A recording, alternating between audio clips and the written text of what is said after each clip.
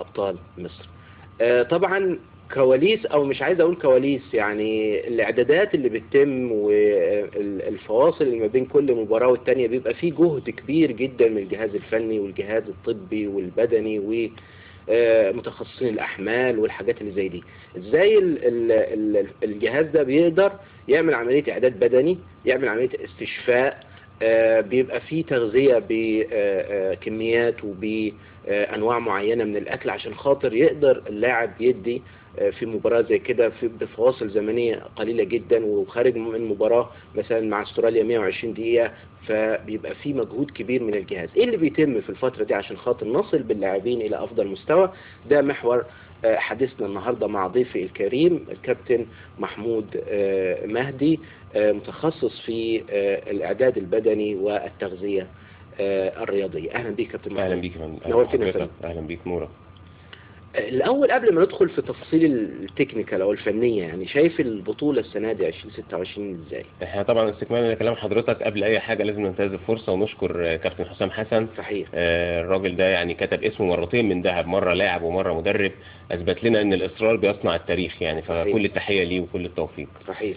طبعا في إنجاز حقيقي واضح بكل المقاييس، ده إن دل طبعا يدل على تطور المنظومة الرياضية في مصر والكرة المصرية. احنا شاركنا تقريبا 4 مرات في كاس العالم، سنه 34 سنه 90 2018 والسنه دي 2026 اول مره نوصل لدور ال 16، ولسه ان شاء الله مش دي النهايه ومكملين باذن الله، وربنا يوفق الفريق كله ان شاء الله. البطوله دي تفرق ايه عن البطولات السابقه، وخاصه كانت قبلها 2022 في قطر وكان فيها ابهار الحقيقه في ناحيه التنظيم، لكن احنا بنتكلم الى حد ما عن الفنيات او المستوى المنتخبات. الجاهزيه البدنيه مختلفه جدا. يمكن احنا لاحظنا في الماتش الاخير بتاع استراليا لعبنا شوطين اساسيين ولعبنا كمان اشواط اضافيه ولعبنا ركلات ترجيح.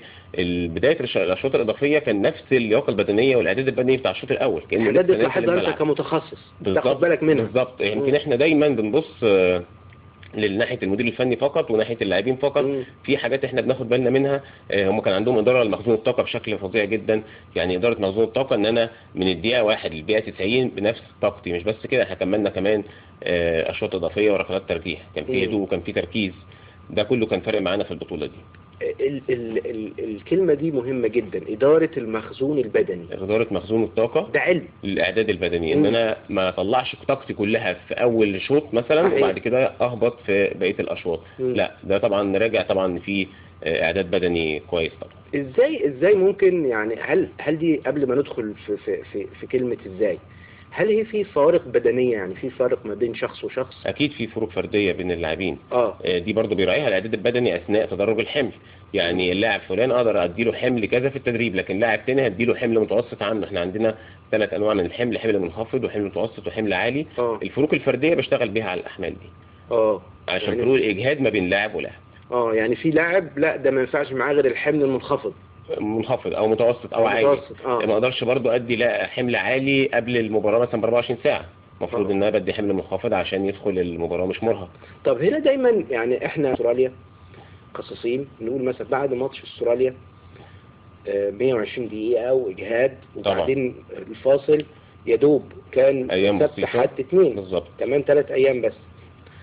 ايه الخطوات اللي ممكن تتم من الجهاز الفني والطبي والبدني مع اللاعب عشان اولا يتم عمليه الاستشفاء وفي نفس الوقت يتم التدريب والتمرين على الخطة؟ عملية الاستشفاء طبعا بتبدأ من أول صفارة الحكم بنهاية الماتش الأول.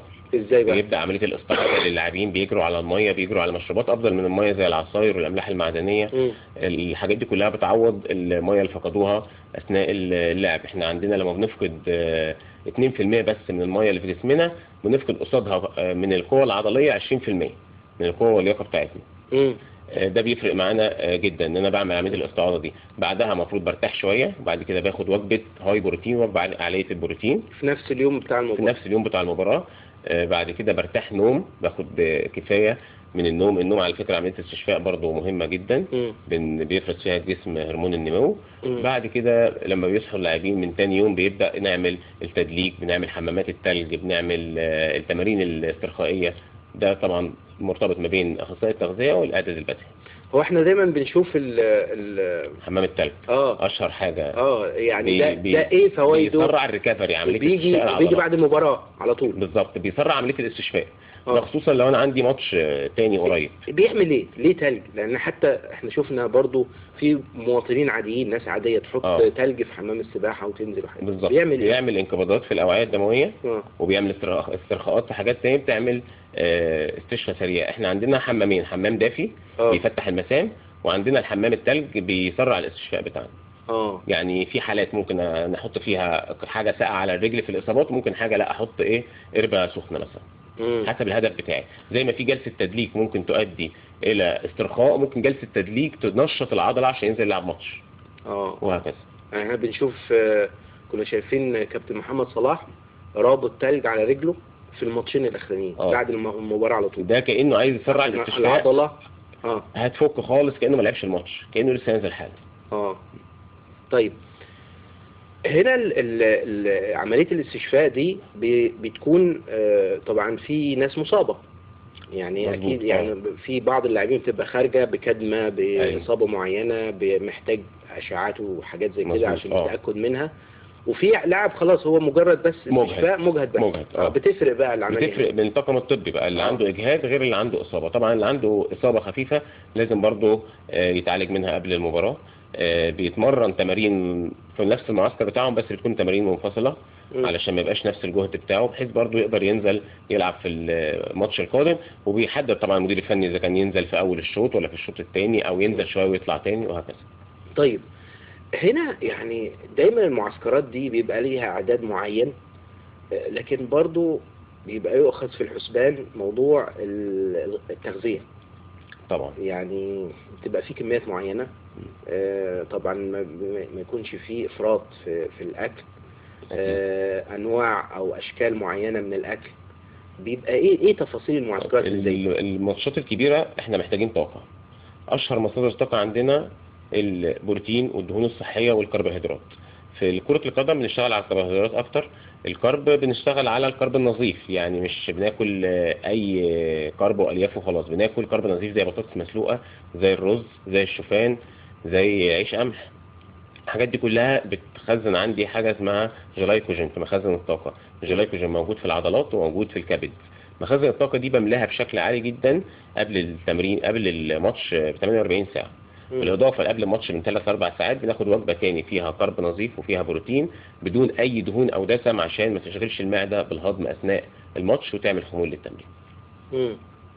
الحاجات دي بتبقى مقننة وموزعة على الوجبات كلها، سواء افطار او غدا او عشاء. وكل لاعب غير التاني برضه، عشان في حاجة اسمها حساب سعرات. يعني السعرات المحسوبة للاعب ده حسب وزنه وجسمه، غير اللاعب ده غير اللاعب. يعني ممكن الكمية تبقى قليلة لواحد وواحد تاني الكمية زيادة، حسب السعرات الحرارية والكالوري اللي هو محتاجها. طب هنا اللي بيحدد الحاجات دي ده اخصائي التغذية او اخصائي التغذية في الفريق. طيب يعني في المعسكرات اللي زي دي ممنوع طبعا الخروج عن القائمة او الخروج عن السيستم الموضوع. معسكر في سيستم معين، فترة ضغط، فترة ستريس، بس بنطلع بيها بنتيجة كويسة. طيب عملية الأكل أو التغذية قبل المباراة، يعني مثلا زي يوم أو قبل المغرب تمام، أو قبل المغرب بتوقيتنا احنا هنا، آخر وجبة ممكن ياخدوها كانت تكون قبل المباراة ب3 ساعات. 3 ساعات، وهتكون كارب مع بروتين. وجبة كاملة مش لا، وجبة كاملة كارب مع بروتين. قبلها ب3 ساعات. قبلها ب3 ساعات عشان يلحق الجسم يهضمها. ده بالإضافة طبعا للمشروبات اللي بيشربوها. لا، دي المشروبات دي أكيد لها يعني مفتوحة لحد قبل المباراة. بيشربها، خصوصا مشروب الإلكترولايتس اللي هو المشروب الرياضي الشهير. ده مشروب أكيد بيتجاب جاهز للاعبين، وممكن يتجهز في البيت عندنا. ده عبارة عن بوتاسيوم، مغنيسيوم، فيتامين سي، صوديوم. لو عايزين احنا كل المعادن علشان يعمل توازن للسوائل جوه الجسم، عشان اقلل فقد الميه اثناء المباراه. زي ما قلنا فقد 2% بس من الميه بيأثر على اللياقه البدنيه بشكل 20%. المشروب ده احنا ممكن نجهزه في البيت حتى لاولادنا الرياضيين. برتقال مع ليمون، فيتامين سي. اللي هناخد البوتاسيوم ومغنيسيوم. يعتبر عصير. بوتاسيوم ومغنيسيوم هناخده من الموز، رشه ملح، بس يفضل يكون ملح الصخري، الملح اللي هو مش معالج عشان ما يعملش احتباس مائي. ونحلي بمعلقه عسل. ده مشروب رياضي جدا، بيدي طاقه وبيحافظ على السوائل خصوصا في الصيف، عشان احنا في الصيف في التمرين بنفقد ميه كتير جدا. تاني معلش، برتقان وليمون؟ برتقان وليمون في كميات معينه؟ برتقانه واحده وليمونه واحده. وبنحط معلقه عسل عشان نحليهم، وموزه واحده، ورشه ملح. تمام. ملح صخري؟ ملح صخري مش ملح اللي هو العادي. وفي ميه؟ بيتضرب في الخلاط مع ميه؟ مع ميه طبعا. ويبقى سائل كده زي العصير؟ ده شبه محلول الجفاف اللي كان بيتاخد زمان كده. صحيح. نفس المكونات دي. يعني هو اغلب اللعيبه في قبل الماتش واثناء الماتش اثناء البريك بتاع الماتش الالكترولايتس، هو المشروب ده مشروب مع الميه. جميل. هنا يعني تغير درجات الحراره، يعني احنا مثلا بنروح نلعب في افريقيا بيفرق طبعا، في رطوبه وفي ارتفاع عن مستوى سطح البحر، زي فكره الساعه البيولوجيه. بنروح حاليا دلوقتي نهار ليل وليل نهار في امريكا. علشان كده اللاعبين بيروحوا قبل البطوله بفتره عشان يبدا جسمه يتاقلم، ما يحسش بفرق الساعه البيولوجيه يعني. لا وغير كده الجو، يعني احنا عندنا حر دلوقتي، هناك في عواصف، يعني التمرين امبارح اتاجل ساعه او اتلغى عشان خاطر عواصف ومطر وحاجات زي كده. اللاعبين التانيين بالنسبه لهم عادي جدا، الخصم متعود على الطقس ده، احنا بالنسبه لنا دي برضو من ضمن التحديات اللي بتقابلنا. بس هل هو افضل بالنسبه للاعب المصري لانه يلعب في الجو ده بدل ما يلعب في الجو الحر؟ هي ما بتحسبش كده، هو الافضل ان انا العب في جو بارد عن الحر طبعا عشان اقلل فقدان الميه، لكن بتحسب هو متعود على ايه. الجسم بيبقى متعود على حاجه معينه، لكن هو افضل طبعا، افضل ان انا العب في جو بارد عشان ما افقدش ميه كتير، ما افقدش سوائل كتير من جسمي، ما اوهدش بسرعه. صحيح. جميل جدا. يعني اعزائي المشاهدين،